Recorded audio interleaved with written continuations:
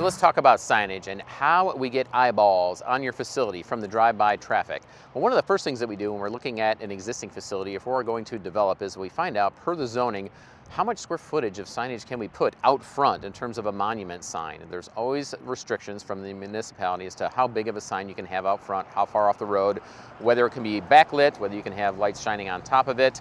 So we want to find out exactly what is allowed. We also want to find out if banners are allowed. We'd like to put them on the fence if we can because it's closer to the road, but sometimes they want them behind or in the windows just so that it's really off of the street but still available for people to see.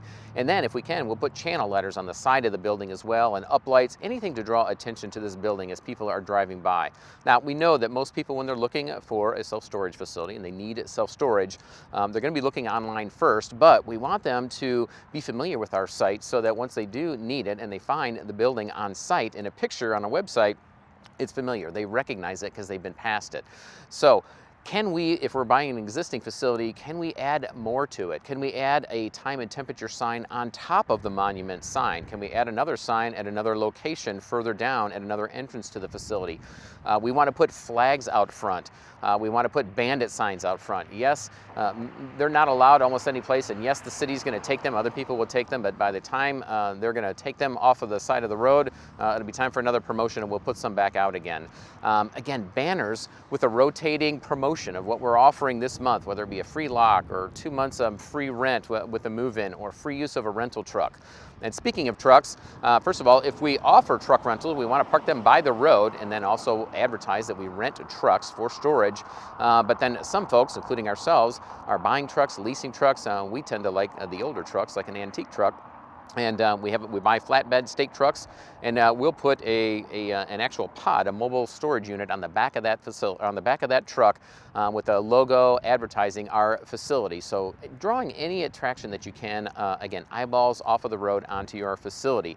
We change these promotions once a quarter, and then all signage, all flags, all banners get a change in color, and they have a promotion so that when people drive by, they know that something's going on here, that we have a promotion, that we are in business, that we are open, and this is what's going on this quarter. And then the overall curb appeal, can't stress this enough. We know who is the primary renter of self-storage facilities in the household, and yes, it's mom. She gets stuck with that job, and so when she comes to the facility, first of all, when she sees it online, she wants to see a nice picture of a well-kept, clean facility that looks secure and has ample lighting, and she shouldn't be surprised when she gets here. The lawn is in great shape, and we have an irrigation system, and we have a weed control service in place.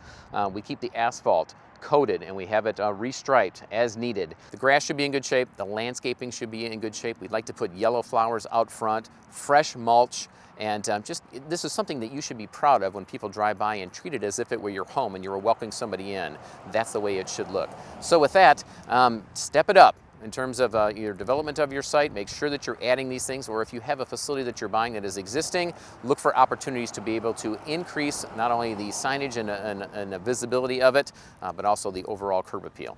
Listen, there has never been a better time to invest in self-storage, and there is no better team than ours to show you how to do it. Because we wrote the book on how to invest in self-storage. Literally, I created the best-selling home study system back in 2007, titled How to Find, Evaluate, Purchase, and Manage Self-Storage Facilities. And since then, we have helped thousands of people launch and scale their self-storage business and have now become the nation's go-to resource for all things self-storage. And that's because we not only talk the talk, we walk the walk. Day in and day out since 2005 through now 2 recessions and amassing 2.5 million square feet of self-storage, totaling over 15,000 doors nationwide. There is nobody else that has more experience in self-storage that is teaching people how to invest in self-storage than our team. So if you're ready to launch and scale your self-storage business, then go to selfstorageinvesting.com, click on the events tab to grab your ticket to the upcoming Self-Storage Academy, along with tickets to our virtual academy for those who can't make it or just aren't ready to go live at this time. So that, again, is selfstorageinvesting.com. Click on the event tab, but do it now as seating is limited, so go do it now. And on behalf of my team, we look forward to seeing you then.